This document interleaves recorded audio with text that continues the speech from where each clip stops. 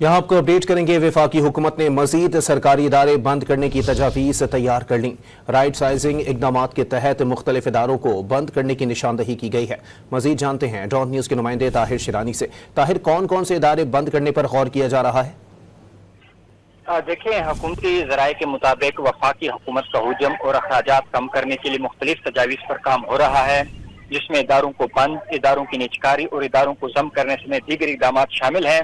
ज़राए का कहना है कि वज़ारत सनअत और पैदावार के इदारे Karachi tools, dies and mould centre और नेशनल प्रोडक्टिविटी ऑर्गेनाइजेशन बंद करने की तजवीज़ है। इसी तरह Pakistan industrial technical assistance centre और technology upgradation and skill development committee को भी बंद करने की तजावीज़ तैयार की गई हैं, जबकि यूटिलिटी स्टोर्स कॉर्पोरेशन की निजकारी करने या इसे खत्म करने की तजवीज़ है। दोनों तजावीज़ पर काम हो रहा है कि आया यूटिलिटी स्टोर्स की निजकारी की जाएगी या इसको बंद किया जाएगा। ज़राए का कहना है कि वज़ीर-ए-आज़म शहबाज शरीफ ने नेशनल फर्टिलाइजर कॉर्पोरेशन और नेशनल फर्टिलाइजर मार्केटिंग लिमिटेड को बंद करने के लिए वज़ारत सनअत और पैदावार को टास्क भी दिया हुआ है। जी, बहुत शुक्रिया ताहिर।